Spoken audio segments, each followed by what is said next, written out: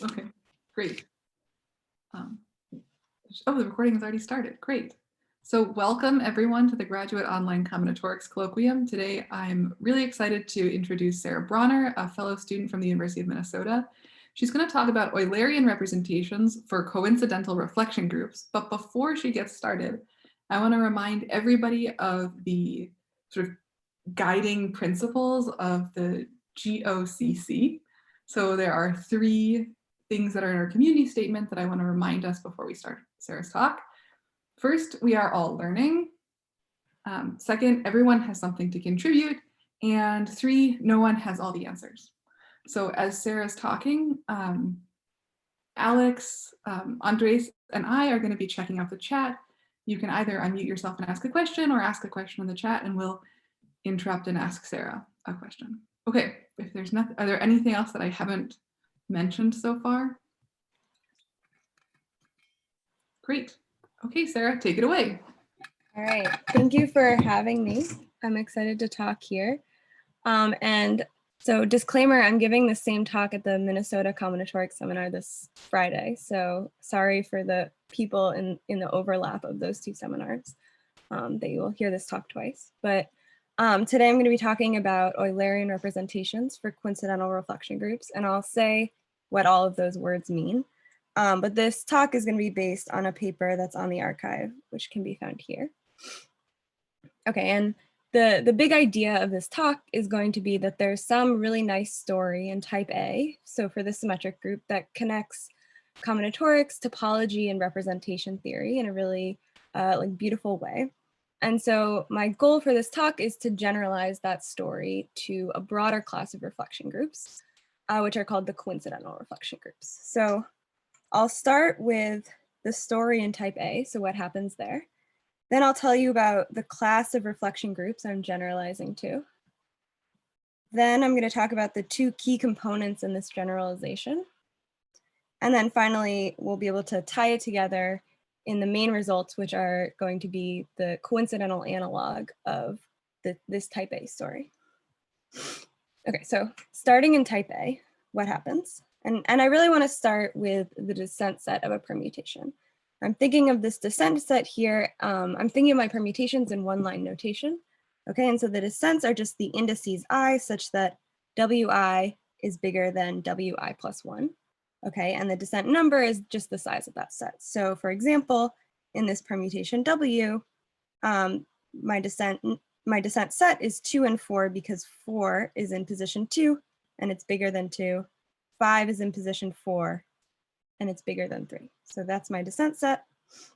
And I could have equivalently phrased this definition in terms of Coxeter length and Coxeter generators. So in that context, the descent set is the set of Coxeter generators that when I multiply my element by this generator, my length actually decreases instead of increasing. And when I use this second definition here, this actually holds not just for the symmetric group, but for any Coxeter group. And that's going to be relevant going forwards. Okay, and so one of the really nice things about descents is that they allow us to define a really interesting subalgebra of the group algebra of the symmetric group. So this is how I'm writing group algebra. And the subalgebra is called Solomon's descent algebra. And I form it by taking sums of elements with the same descent set. Okay, so, and the reason that I've written surprising here is because it's not clear that this is closed under multiplication. So you could maybe convince yourself that I can always form a subspace that looks like this. But again, this multiplication is the part that is hard to show. And as an example, in the case when n is equal to 3, and I'm looking at the symmetric group, I have a basis for this descent algebra indexed by all the possible descent sets. Okay, and so these are, for example, this y1 is the sum of these two permutations that have a descent set of exactly 1. Okay, and so if I take linear combinations of that, that's what this descent algebra looks like. And again, this is one of these things that holds not just for the symmetric group, but for any Coxeter group. And the Eulerian idempotents are a family of idempotents that are defined inside of the descent algebra. So I'm going to give you two different definitions of these idempotents. The first I think of as the more combinatorial definition. And it was given by Garcia and Rettenauer. And they proved that there was a family of idempotents that live in the group algebra. So these are the idempotents here. And they're defined via this generating function, okay? Where this right-hand side, I sum over every permutation in the symmetric group, okay? And the coefficient of this permutation really only depends on this descent number. So remember, this is the number of descents of W. And this is these idempotents are what I'm going to call the Eulerian idempotents. So notice that I get exactly n of them. And sort of by construction, these are in the descent algebra because this coefficient only depends on descent number. But in fact, they actually generate a smaller subalgebra called the Eulerian subalgebra. And this is spanned by elements with the same descent number. So instead of descent set, I'm looking at descent number. And that's why these are called the Eulerian idempotents, I think, because the Eulerian numbers have to do with counting descent numbers. So it's a little bit of a misnomer, but I think that's where it comes from. Okay. We have a question in the chat from Stefan. Do you get something nice when using the Q analog of the binomial coefficient? I'm not sure. I haven't thought about that. Yeah. I don't know. Maybe. Vic says he's also not sure. So I'm glad that I'm not missing something. Okay. So this is an example when n is equal to 3. And I've written this out partly just so you can see that these idempotents are a little bit weird when you actually plug in the formulas. So it's not even clear, for instance, for these two idempotents that they actually are idempotent. Maybe this one is a little bit more clear because it's a sum over all of the elements of S3. So you could convince yourself that it's idempotent, but the other ones, it's not obvious. And then in the second line here, I've just written this in terms of the descent algebra basis. So you can convince yourself that these are actually in the descent algebra. Okay, so these are the idempotents in n equals 3. And now I want to give you the second definition. And this is the definition that sort of arose at the same time, but in a very different context. So Barr, who's a topologist, was studying Hauschild cohomology, and he was trying to give a decomposition of this cohomology. In doing so, he defined this element, which he called the shuffle element, but I'll call it Barr's shuffle element. So it's an element of the group algebra, and the way that I get it is I sum over all the possible descent indices, and then I take the permutations whose descent set is contained in that single index. So for example, when n is 3, if I'm looking at all of the permutations whose descent set is contained in this singleton 1, I get these two permutations because their descent set is exactly equal to 1. But then I get the identity because it has an empty descent set, and so that technically is contained inside of this set. And similarly here, I get these 3 permutations. So notice I get the identity twice. I sum it all together, and this is the element that I get. And it turns out this element actually has a lot of really nice properties. So Gerstenhaber and Schock were sort of investigating in the same line as Barr, and they took up where he left off. And so the first thing that they proved was that this element he introduced acts semi-simply on the group algebra. So another way of thinking about this is it acts diagonalizably, meaning that there's some,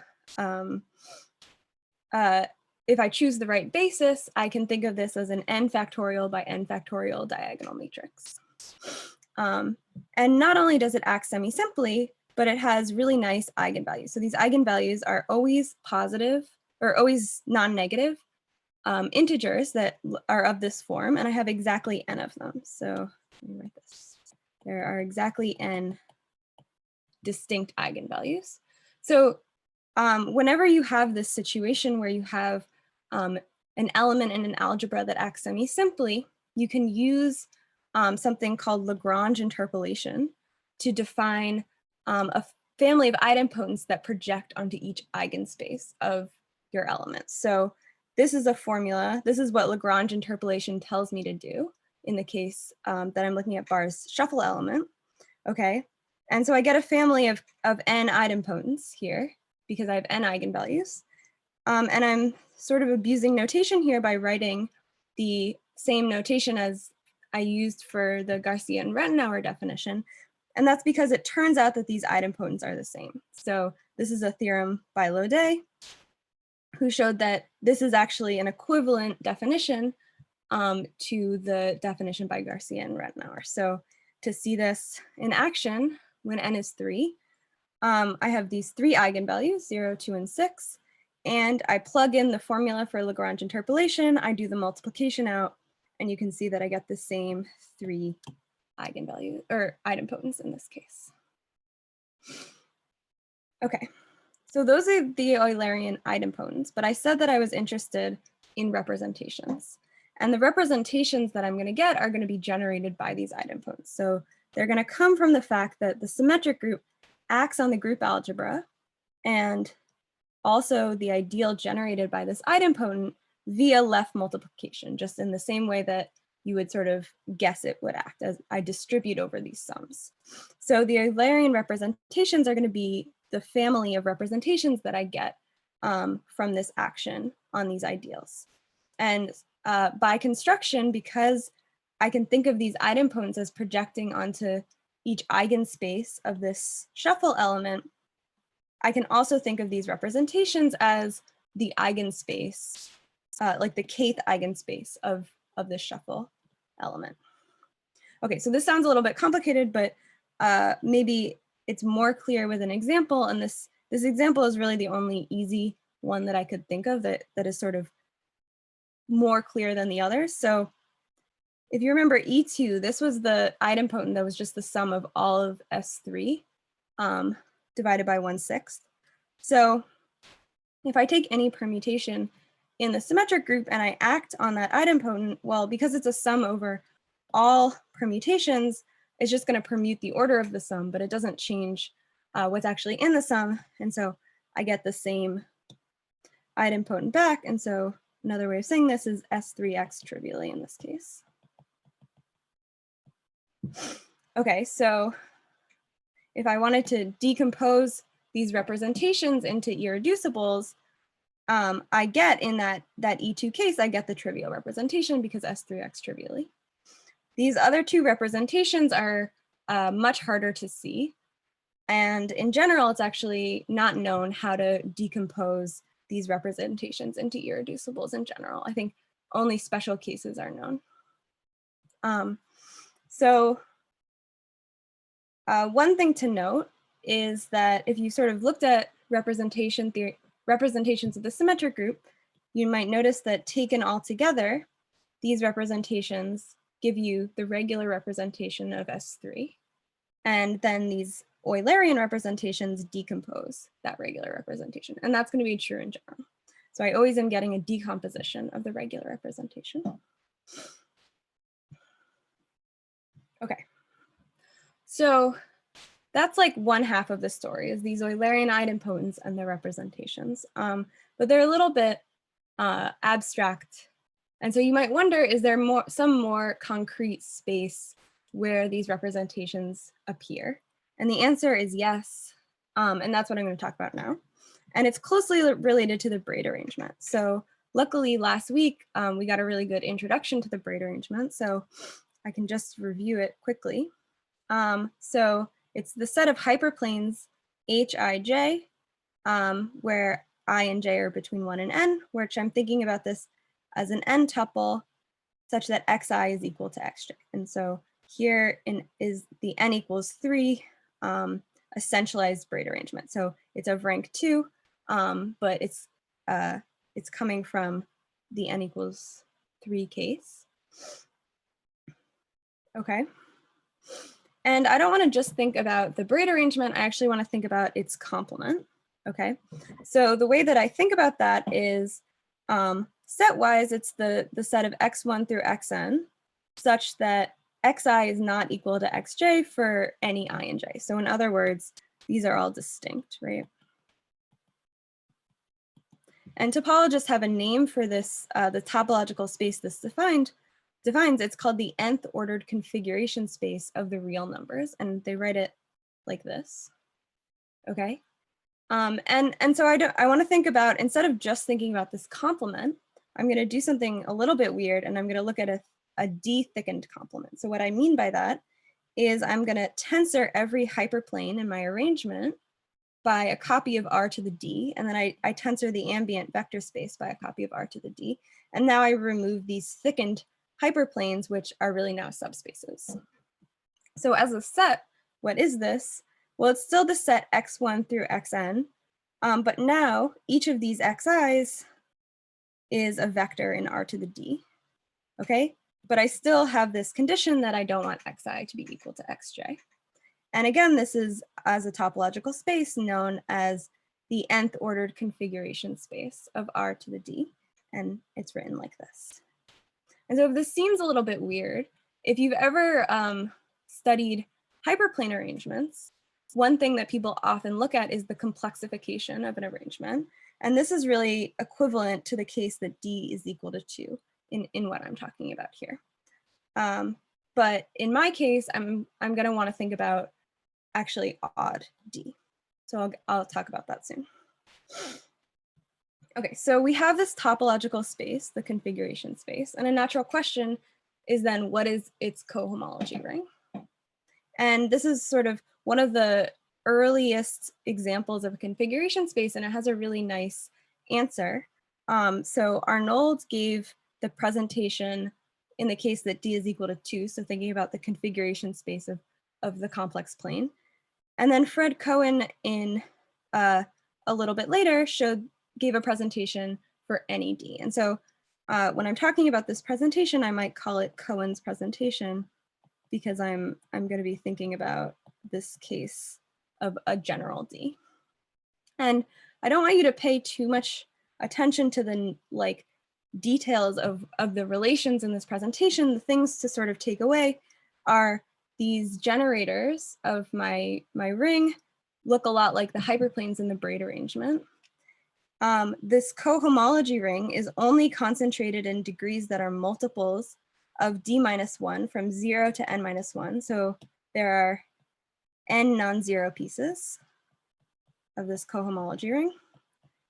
And because the cup product in this case tells us that when D is odd, my ring is going to be commutative, but when D is even, my ring is going to be anti or skew commutative. And this is something that will show up later as well. So this is going to be a theme going forward. Okay. And so we want to think about, again, the representations that are running around here. So we're going to get representations of the symmetric group by thinking about how the symmetric group acts first on the topological space. So it acts by permuting coordinates. And this is going to induce an SN module structure on this cohomology ring, meaning that this cohomology ring carries a representation of the symmetric group. Okay, so you might wonder what representations appear. It's known that when D is odd, okay, if I look at the total cohomology ring here, it carries the regular representation. But obviously we lose a lot of information when we just look at this ring as an ungraded ring because we know that it has a grading. So a more refined question that one could ask is what representations appear for each non-zero piece of this cohomology ring? So looking at the graded pieces. And again, this is a hard question, but as an example, and again, this is the only easy example I can really tell you, is that when I look at the 0th cohomology, I always get the trivial representation. But it turns out that there's a really nice connection between these two representations. So the key connection is that whenever I have an odd number, okay, so D is greater than or equal to 3 and odd, for every non-zero piece of this cohomology ring, I have an isomorphism of SN modules between this piece of the cohomology ring and this Eulerian representation. So I want to think about this here as like the K here corresponds to n minus 1 minus K here. So there's sort of a inverse indexing here, but we have this really nice isomorphism. So these two things carry the same representation. And for a while, we only knew about this through sort of indirect and mysterious means. So in particular, in 1990, Hanlon computed the characters of these Eulerian representations, and he showed that they had a really nice description as direct sums of induced representations from certain centralizers.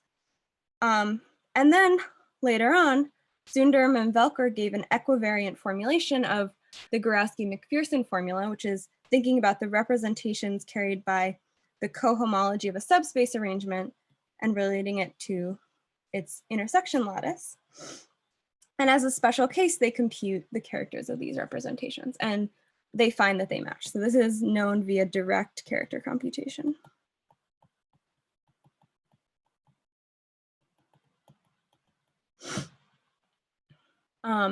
And so I'm not going to talk too much about the way that I prove my results, but one of my goals in this project was to give sort of a more conceptual reason, more generalizable and conceptual reason why this isomorphism is true.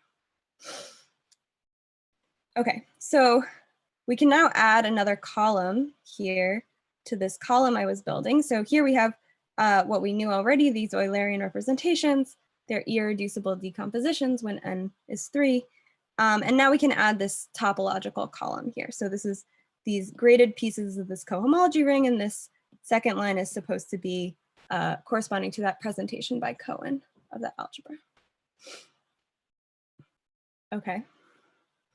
Okay, so to summarize and tie this all together, I want to think about what I just said as I have a family of n representations of the symmetric group that I can think about as appearing in 4 different but equivalent ways. So the first is as a k times d minus 1 piece of this cohomology ring of odd configuration space. The second is as that kth graded piece in Cohen's algebra presentation of the cohomology of the configuration space. The third is as an eigenspace that appeared from Barr's shuffle element. And then the fourth is as the representation generated by this family of idempotents defined via this nice generating function. And so my goal is to generalize this statement to what's called coincidental reflection groups, which I'm going to talk more about. But if you're impatient, these are the reflection groups whose exponents form an arithmetic progression, meaning they increase by g each time. Okay, so I'm going to tell you the coincidental, or I'm going to show you the coincidental analog right now. But all of these terms in blue are things that I have not yet defined. So we'll revisit this slide once I've given you a definition for all these things in blue. So this will make more sense. But sort of the general takeaway that you should have right now is that I'm going to generalize this so that for any real coincidental reflection group of rank R, I'm going to get a family of R+1 representations that I can think about as appearing in 4 different but equivalent ways. So as there's a cohomology interpretation, an interpretation as some piece of a nicely presented ring, an interpretation as an eigenspace, and then as a representation generated by a family of idempotents via some nice generating function where descents are involved. Okay, so we'll talk more about this in detail when you know what these words mean. Questions before I move on? Okay, so that was type A. And now I want to talk about what these coincidental reflection groups are.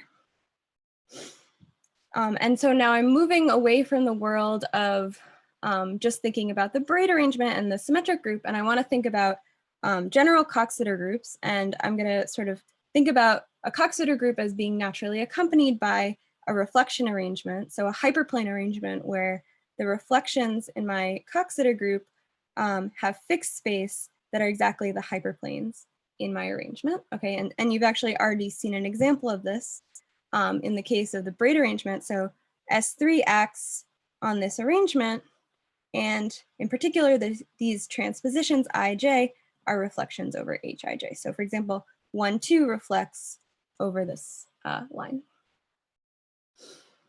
Okay, and every Coxeter group has a unique set of integers called the exponents of the group. Okay, so they're always positive integers that really dictate a lot of the combinatorics, representation theory, and topology of these groups and their corresponding reflection arrangements. So if you haven't seen exponents before, they come from the eigenvalues of a Coxeter element, but the way that I really want you to think about them for the purposes of this talk is some nice set of integers that generalize the role that the numbers 1 up to n-1 play for the symmetric group. So the point of this slide is not for you to memorize these formulas because they're not going to appear again, but just to show you sort of in line with the philosophy of this talk is that we have a lot of really nice properties that hold for the symmetric group in type A. And it turns out that it's actually a shadow of a more general property that holds once we have this correct definition of exponents, we can generalize all of these nice properties of the symmetric group. Okay, so that's how you should think about these exponents.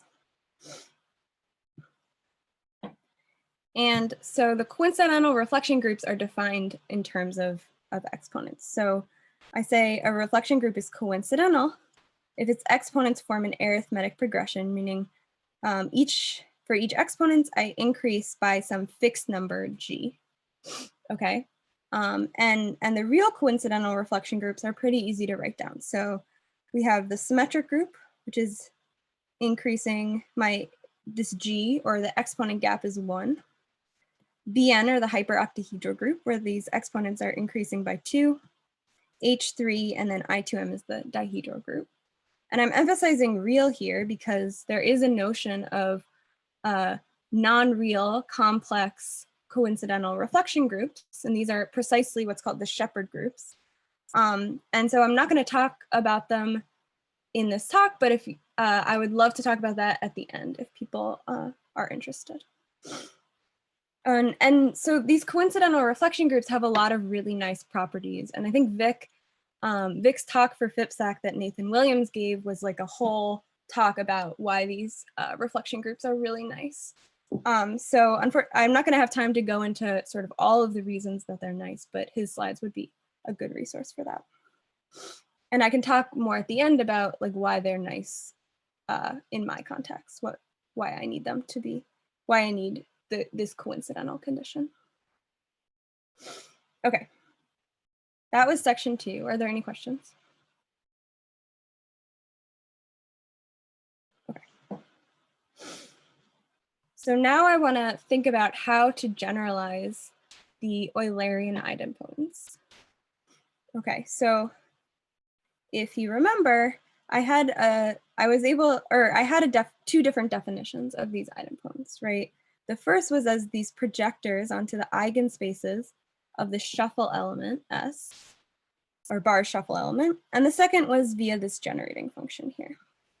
And since these two definitions or theorems were introduced in the late 80s, these Eulerian idempotents have been extensively studied and generalized by combinatorialists and algebraists. So I'm going to give you a brief rundown of the sort of most relevant advances. So the first thing that happened was Francois and Nantel Bergeron gave a type B analog of these idempotents, and you can see that their definition is very much in the spirit of the Garcia and Brettenauer definition, where we have some generating function summing over all the elements of Bn, and the coefficient of W depends on this descent number. Then, soon after, along with Howell and Taylor, the Bergerons defined a finer family of idempotents in the descent algebra for any reflection group. So we now have some notion of idempotents for any reflection group, and there's some way of summing together these idempotents to recover the Eulerian idempotents. then in 2009, Franco Saliola vastly generalized this setting, or this construction, by defining a family of idempotents for any central hyperplane arrangement. So sort of leaving the world of reflection arrangements. But there is a way that his idempotents can recover the idempotents that came before. And then in 2017, Aguiar and Mahajan further developed the theory of these idempotents. And they were working in Saliola's context, but they also did a lot to develop these the theory for the coincidental reflection groups, which in general behave a lot nicer than the general Eulerian idempotents. And I'm being a little bit vague about these definitions because they can be quite technical. And so the upshot here is that all of these theories give a way to recover the same family of idempotents, where I have R+1 idempotents, and this is the family that I'm going to call the Eulerian idempotents. Okay, and I'm actually going to give you another definition of these idempotents right now. So if you recall, Barr's shuffle element was defined as the sum over possible descent indices and then taking permutations that are in the descent, whose descent set is contained in that index. And so I can give this sort of analogous definition for the reflection group case. So I take generators S1 through SR, and I sum over the possible, again, descent indices. And I, again, take the sum of the elements of my reflection group whose descent set is contained in this singleton. So for example, if I'm looking at B2 and my generators are S and T, this is the element that I get. And so again, you can see that I get the identity twice there. And it turns out that this shuffle element, as it's in its type A analog, has a lot of really nice properties. So first of all, it always acts semi-simply for any reflection group. But when W is coincidental, we get a lot of sort of nicer properties. So first of all, this element has exactly R+1 distinct positive integer eigenvalues that I'm gonna write like that. And these, you can sort of understand them by studying the combinatorics of the reflection arrangement. But not only that, the projectors that I get projecting onto each eigenspace, which I can do because of the semi-simplicity, actually recovers these Eulerian idempotents. So it's not obvious that from this definition that the projectors that I get would be the same as the idempotents that exist in the literature, but it turns out to be true. And so one sort of nice thing about this that's sort of related to the shuffle element is that it allows us to show that there's an Eulerian subalgebra of the descent algebra. So that's, remember, the subalgebra generated by sums of elements with the same descent number, if and only if W is of coincidental type. And when the subalgebra exists, it's always commutative. So that's, again, coming out of the properties of this general shuffle element. Okay, so those are the Eulerian idempotents. Questions about this? Okay, so I now want to sort of give the topological analog of this configuration space, and this is called the Varchenko-Gelfand ring. So Varchenko and Gelfand define this ring on something called the Heaviside functions of the complement of any hyperplane arrangement. So every hyperplane cuts a vector space into a positive and negative part. And so these Heaviside functions are defined on the complement for each hyperplane in my arrangement. I look at some element of the complement and I assign it a value of 1 if it's in the positive part of my hyperplane, and a 0 if it's on the negative side. So for example, if I say that the positive part of H12 is this way, positive part of H23 is this way, and the positive part of H13 is that way, then the Heaviside function corresponding to H12 will have values of 1 on these chambers and values of 0 on these chambers. And I can actually define multiplication of these Heaviside functions pointwise on the chambers. So if I wanted to multiply the Heaviside function corresponding to H12 and H13, well, so I know that this Heaviside function has these values. If I look at the positive part of H13, I get those values. And so when I'm multiplying, okay, so these two chambers here agree and are both 0. So I can write a 0 here. And similarly, these two chambers agree. So that's 1 times 1. So I get values of 1 here. But then for this chamber, I have 0 times 1. So I get a 0. And similarly here, I get a 0. Okay, so using these sort of interesting this interesting multiplication, Barchenko and Gelfand are able to define a ring and deduce relations on that ring that have to do with circuits in the hyperplane arrangement. And so they give a presentation of this ring that is a polynomial ring in these Heaviside functions. And then it turns out that that ring has a natural filtration by degree. And so from that filtration, we can define the associated graded Gelfand ring. And that's what I want to focus on because that's what's relevant in this Eulerian idempotent case. So this Barchenko-Gelfand ring, again, I don't want to dwell too much on the exact relations here, but you should note, first of all, that, okay, so this is a commutative ring. And I have two different types of relations that I'm quotienting by. The first is the idempotent relation, and the second is some circuit relation. So a circuit is a minimal linear dependency between hyperplanes. So I have these two types of relations as an example. So if I'm looking at type A, n equals 3 again, I have 3 hyperplanes in 2-dimensional space. And so my circuit is going to contain all 3 of these hyperplanes. And the theory of hyperplane arrangements tells me that I can partition this circuit uniquely into a positive and a negative part such that this intersection here is empty. So let's see how this works. So I want to look at the positive part of H12, so that is over here. The positive part of H23, which is over here. And then the negative part of H13, which is over here. And hopefully you can see that that intersection is empty. So that is where I'm getting this relation here. This is my circuit relation.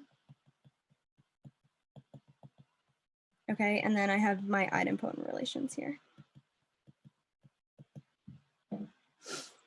Okay, and the funny thing is that this presentation of this Barchenko-Gelfand ring actually matches exactly Cohen's presentation of the cohomology of this odd configuration space in the case that n is 3. And I claim that this is actually true in general. So this Barchenko-Gelfand ring, when I'm looking at a reflection arrangement, really generalizes this cohomology of the odd configuration space. So in what sense? Well, if you remember the way that I got to this configuration space, it was by thinking about this d-thickened complement of the braid arrangement. But there's no reason that I can't do that in general for any hyperplane arrangement. So I take my hyperplanes and I'm going to thicken them by a copy of r to the d. I thicken the full arrangement, and then I remove these thickened hyperplanes, which again are now subspaces.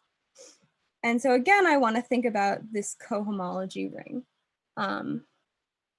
of this now d-thickened hyperplane complement. And the presentation of this cohomology ring really depends on the parity of D. And so this is one of these things where historically the two cases, D being odd and even, came at very different times. And one is way more famous than the other, but they sort of together make up the full story. So the famous case is this even case. that was discovered in the 1980s by Orlick and Solomon. So they showed that whenever I have an even number, this cohomology ring is exactly describing this the Orlick-Solomon algebra of my hyperplane arrangement. And it's actually a W equivariant isomorphism that I get. Almost 40 years later, Moseley gave the odd analog of the answer to this question. So he showed that when I have D greater than or equal to 3 and odd, the Varchenko-Gelfand ring is exactly playing the role of this cohomology of this odd thickened complement. And again, this isomorphism, when relevant, is W equivariant. Okay, so to compare these two cases, we just saw that this cohomology ring in the even case is the Orlick-Solomon algebra, which is sort of a very famous ring in the study of hyperplane arrangements. And in the odd case is the Varchenko-Gelfand ring. And we sort of have the same intuition that we got from those configuration spaces. So multiplication in this cohomology ring is anti-commutative, which is how multiplication is for the Orlick-Solomon algebra in this even case, but it's commutative in the odd case. But philosophically, the presentations of these two rings are very similar. So they have generators that are indexed by hyperplanes, and then I quotient by some idempotent and circuit relations. So they really are very similar. There's just this sort of key difference here. And as special cases, so in type A, the cohomology of this configuration space in the even case is the Orlick-Solomon algebra of the BRAID arrangement, and in the odd case is the Varchenko-Gelfand ring of the BRAID arrangement. And then there's also a type B analog of this story, which was given by Chico Tencaro, who was a student of Cohen. He gave a presentation of what's called the Z2 orbit configuration space of R to the D. And again, this is corresponding to the type B Orlick-Solomon or Varchenko-Gelfand rings. Questions about this? So this is for arbitrary hyperplane arrangements, right? This isn't just for reflection arrangements of W. Yeah, for any real hyperplane arrangements. I think, yeah, they don't even need to be central. Yeah, so when there's like a reflection group running around, you get an equivariant isomorphism, but when there's not, it's still an isomorphism. Cool, thank you. Okay, so that was the Varchenko-Gelfand ring. And so now I want to reintroduce these main results with the knowledge that we hopefully have gained from what I just talked about. So I want to think about this strange term here as sort of an analog to the binomial coefficient that we saw in type A.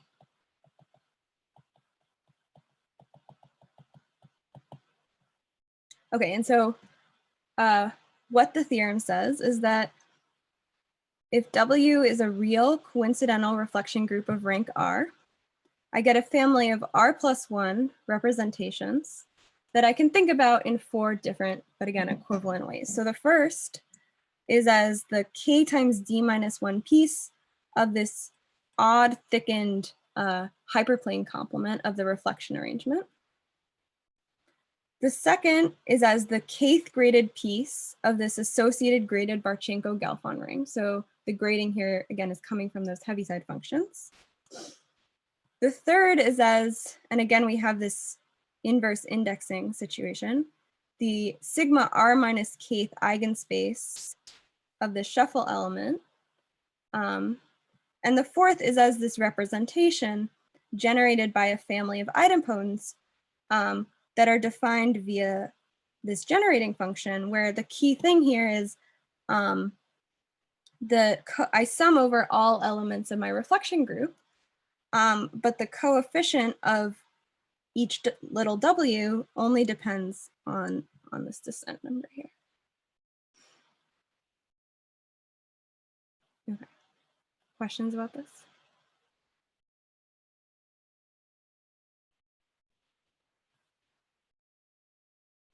Okay. Thank you for listening.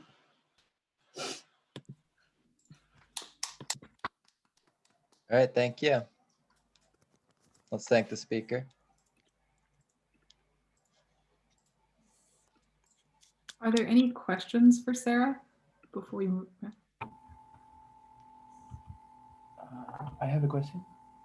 Yeah, you. Right. So I have a couple actually. I'm sorry.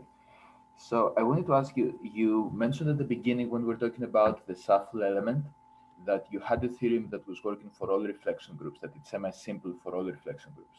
Yeah. Do you have a formula for its eigenvalues then?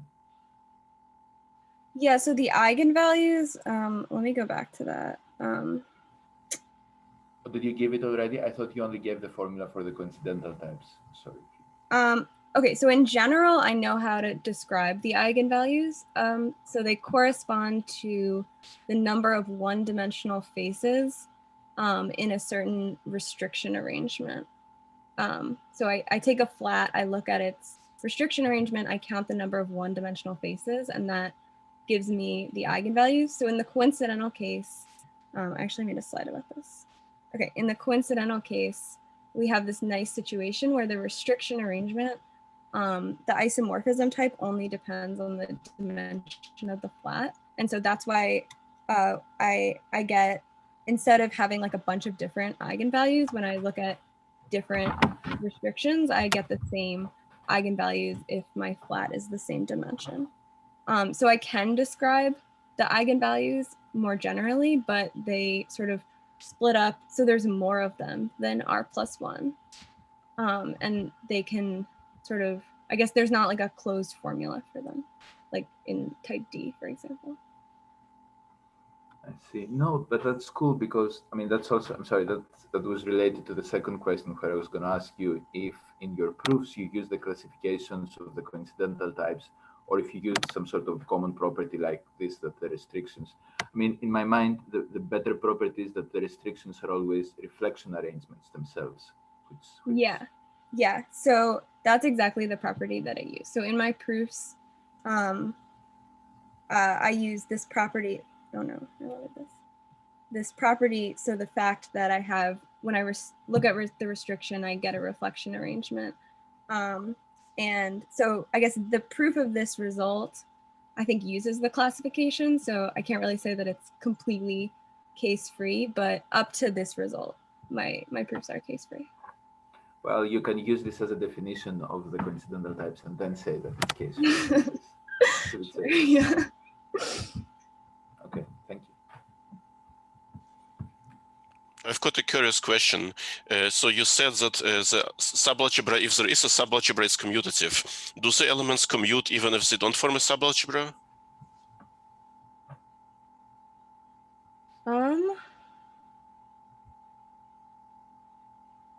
I'm not sure actually. Like in other types, I'm not sure. Yeah. I know that there's like some construction that Selene has, where she defines like a general like commutative algebra, subalgebra of the descent algebra for any Weil group.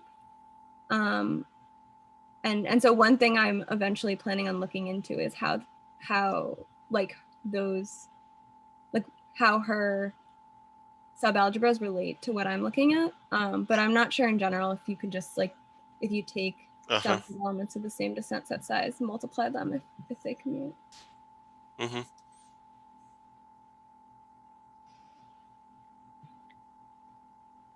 Sarah, can I ask a question?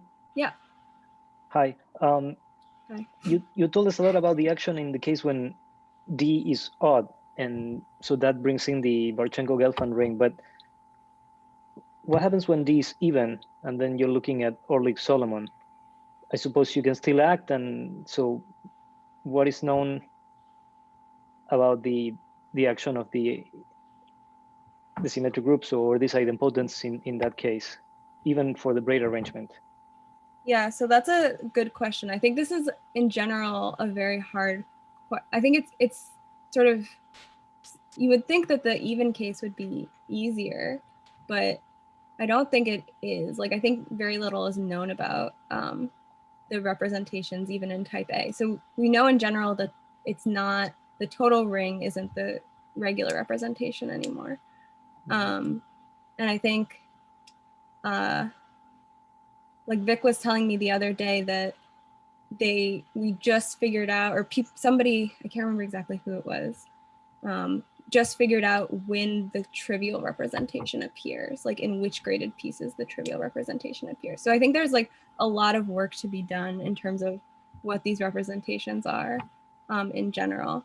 And I'm not sure how they relate exactly to the idempotence. I know the Gorowski-McPherson, the equivariant Gorowski-McPherson formula gives you some information about like what the representation is on each graded piece in terms of the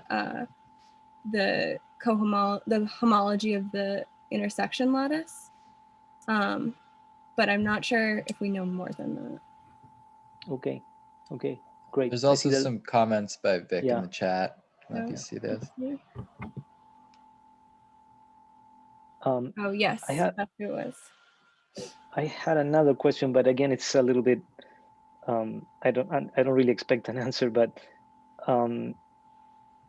going back to the braid arrangement. So here you're acting on the configuration space of d-dimensional Euclidean space, right? Yeah. We could also act on the configuration space of any space, any manifold. I suppose not much is known about that, right? I mean, I'm just throwing this out there. Yeah, so I think that I think that is sort of a hard question. I know that Kristen Bibby and Nir Gadesh have looked at that a little bit. I actually made, wait, let's see what I said. Okay, I had another slide about this kind of. So one thing that I'm looking at right now is related to the like representations on a different configuration space that generalize. There's some like hidden action that happens. That's called the White House representation in type A. And so one thing I'm trying to do is generalize that to type B. But I don't know in general if there's like a nice description of like all or even special cases of configuration spaces. Right, yeah, it's probably a hard thing. Okay, thank you.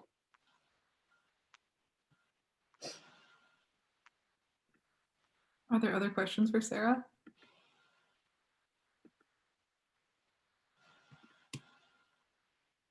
I have a question, I suppose. So you said you would like to talk about complex reflection groups. Can you talk about complex reflection? I was hoping someone would want to talk about them. Oh, you want a more particular question. I guess a more particular question is, you know, do these things have analogs in the case of complex reflection? In particular, even the property that you mentioned, that the restriction on the flats is a reflection arrangement. I'm not sure if this has been checked. Did you check it and figure out that it's still true for the coincidental types? So actually, Alex Miller did show this. He has a paper, a paper on the Folks characters, I think. And he does show that. So, and I would say that's probably the only piece that we know. I have like some reason, I have some data on the wreath products to think that this should be true more generally. The problem is, so there's sort of two things going on. There's the Eulerian representations, and then there's the Barchenko-Gelfand ring. And so for the Eulerian idempotence, this does exist for the wreath products, but there's for more general shepherd groups, I've had trouble thinking about some analog of descent in that context. And so I've been trying to think about it in terms of the shepherd complex. I have not had much luck, but if you have any ideas about that, I would definitely want to hear about them. So that's like one side of it. And then there's the Barchenko-Gelfand side of it, where we're really thinking about positive and negative sides of a hyperplane, which again is like specific to the real case. And I have some ideas about a way that one might try to generalize this Marchenko-Gelfand ring, but I haven't thought too much about, or I haven't had too much luck yet, I guess. But again, if you have ideas. No, I don't have any. Actually, I was like, the theorem that you mentioned, where for this even you get the Orlik-Solomon ring, and for this OD you get the Marchenko ring. That's really cool. And I was going to ask, like, you know, can you say then that you might have an analog of a Marchenko ring for an arbitrary complex arrangement? But as you say, so this is, yeah, that's cool. Thank you. Other questions for Sarah?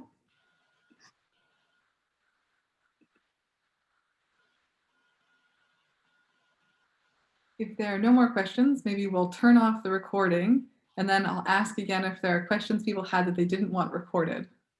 Before we turn off the recording, let's thank Sarah again for a wonderful talk.